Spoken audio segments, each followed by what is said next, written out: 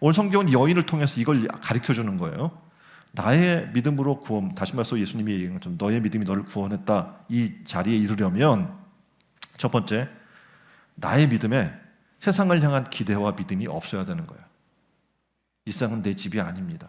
내 모든 보안은 저 하늘에 있습니다 라고 하는 믿음이 있어야 된다는 거죠. 세상에 대한 믿음이 없어야 되는 거예요. 세상에 기댈 게 없어야 되고 세상을 의지하지 않아야 된다는 거예요. 그러니까 본문의 주인공은 12년이나 혈류증에 시달렸고 더 황당한 것은 12년 동안 세상에 계속해서 자신을 구원할 방법을 찾았던 여인입니다. 그러니까 재산도 다 허비했어요. 노력을 다 해봤어요. 근데 결과는 병이 더 악화됐음을 얘기해주고 있고, 세상에 대한 기대와 믿음 속에 살았던 그녀의 믿음이 점점점 깨지기 시작했던 거죠. 완전히 이제 절망이에요. 왜냐하면 더 이상 세상에 기댈 게 없어요. 재산도 없고 병은 더 나빠지고 자기를 치료해줄 의원도 더 이상 찾을 수가 없는 상황입니다. 그런데 어느 날 이 여인은 한 소식을 듣게 됩니다.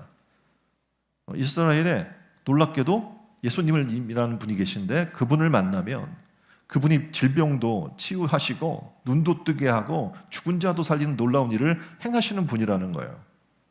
이 기쁜 소식, 복된 소식을 들은 거죠. 만일 이 여인이 이 병이 걸리지 않았다면 예수님께 나아가 볼 생각을 하겠습니까? 아무리 그런 기적이 일어난다고 하더라도 내가 부유한데 찾아가겠어요? 그렇지 않았을 거예요. 만일 이 소문을 들었다고 하더라도 몸이 성했다면 예수님 만나러 가지 않았을 겁니다. 이 여인이 어떻게 해요?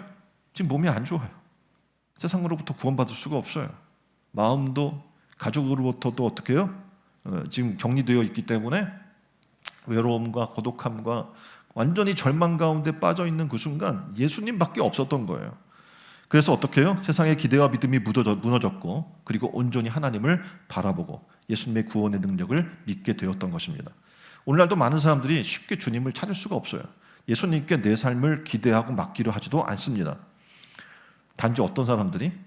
세상에 기대가 없어진 사람, 그리고 오로지 주님만 바라볼 수 있는 눈이 열린 사람, 그 사람들만 어떻게 주님께 찾아오는 거예요. 그리고 믿음의 삶을 살아가기 시작하는 겁니다. 나의 한계 상황을 발견하게 되고 세상을 향한 기대와 믿음이 무너지게 되는 것이죠. 그래야 인간의 근본적 문제를 해결해 주시는 참 하나님이신 예수 그리스도를 바라보게 될 수 있는 눈이 열리는 거죠. 정근모 박사라는 분이 계셔요. 이분 아세요? 네. 이분은 나는 위대한 과학자보다 신실한 크리스천이고 싶다라고 하는 그의 간증집에서 내가 하나님 만나게 된 이유를 설명하는 거예요. 이 사람은 어떻게 보면 지금 원리로 이야기한다면 절대 하나님 만날 수 없는 사람이에요. 너무 똑똑한 사람이거든요. 경기고 1학년 때 4개월 만에 대입 검정고시를 봅니다. 그리고 합격해요. 서울대 물리대 차석 입학을 합니다. 고등학교 1학년 4개월 지났는데 검정고시 봐서 합격해서 서울대 물리대에 차석 입학하고요. 그리고 조기 졸업해서 미국 미시간 주립대의 응용 물리학 박사 학위를 23세에 받게 됩니다. 어마어마한 사람이죠. 그리고 12대 15대 과기처 장관을 지냈고 카이스트 과학기술정책대학원 석좌 교수, 미국의 MIT 교수, 한국과학재단 이사장, 국제원자력기구 총회장 등 세계 핵물리학자인 정근모 박사예요. 그러니까 세계 핵물리학자까지 된 거예요. 이 사람이 내가 어떻게 하나님을 그럼 만나게 됐는가를 얘기하는 겁니다. 이런 경력과 학벌을 가지고 있다면 많은 이들은 생각할 거예요. 절대 하나님 찾지 않을 거야. 내가 이렇게 똑똑한데, 내가 이렇게 능력이 있는데, 어디 가나 내가 인정받는데 하나님을 찾겠어요? 그가 미국에 유학을 가서 학위를 받고 1967년에 뉴욕 공과대학의 부교수로 임명이 됐습니다.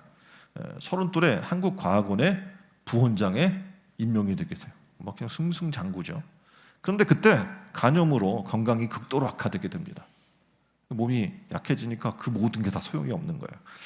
또 10살 된 아들이 있는데 그 아들이 만성 신장염 증세가 악화되게 됩니다.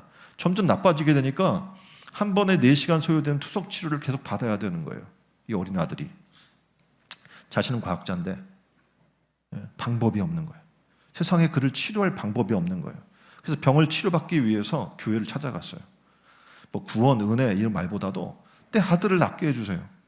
나의 이 질병을 고쳐주세요. 뭐 이런 마음뿐이죠. 그럼에도 불구하고 그 아들은 더 악화됐습니다.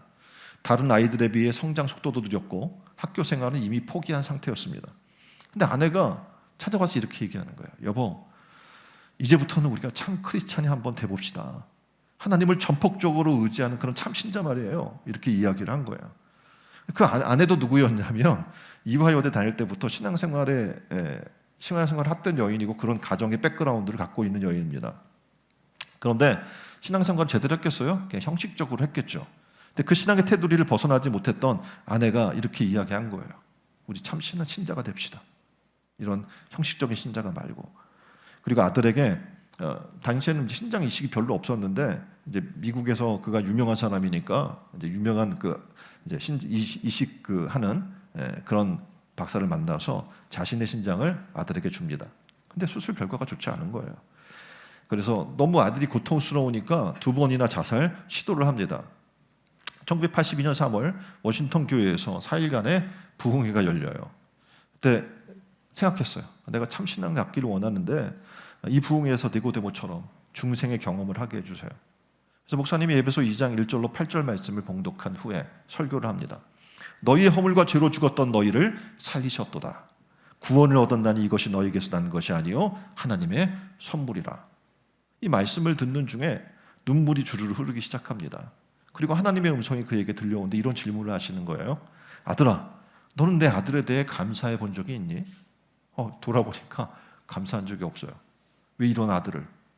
내가 뭐가 부족해서 이런 아들을 내게 줘서 이렇게 고통스럽게 하고 내 삶을 이렇게 힘들게 합니까? 이 아들 때문에 내가 뭐 더 잘 나갈 수 있는데 발목 잡힌 거잖아요.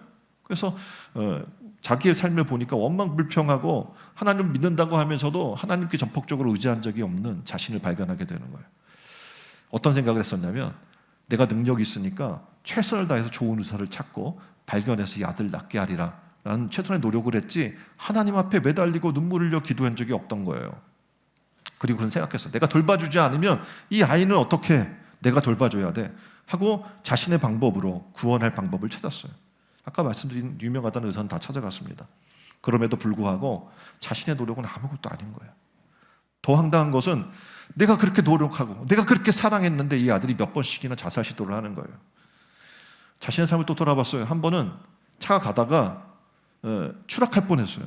근데 작은 소나무에 걸려서 차가 멈춰 살아난 경험도 한 거예요.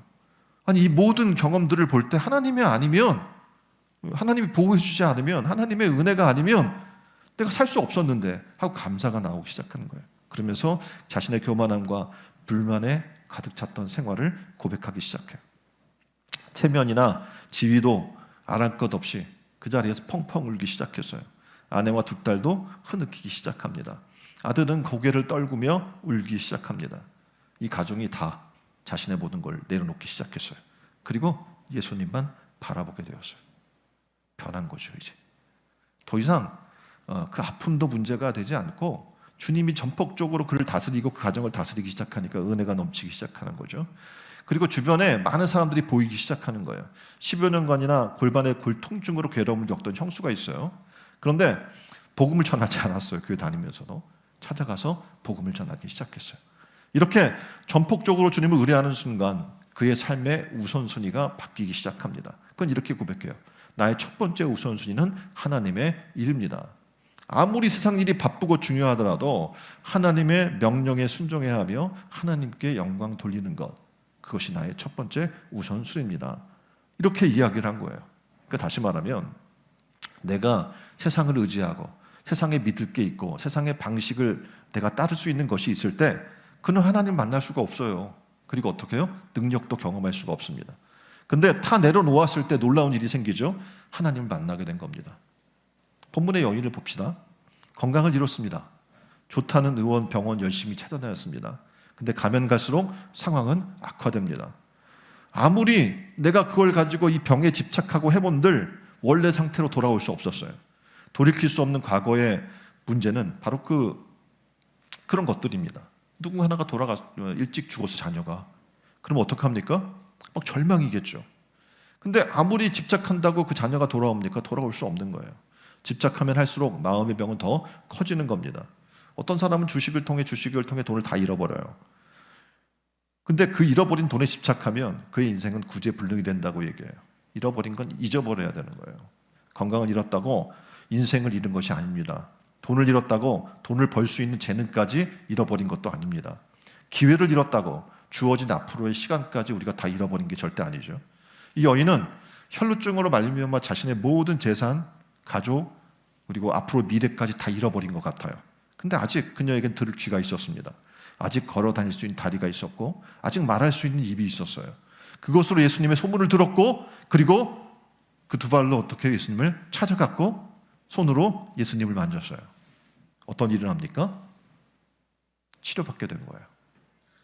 인생의 터닝 포인트가 있는데 그건 누구냐면 바로 예수님이에요. 예수님을 만나면 만나기 전과 후는 어떻게 해요? 변화가 일어나게 되는 줄 믿습니다.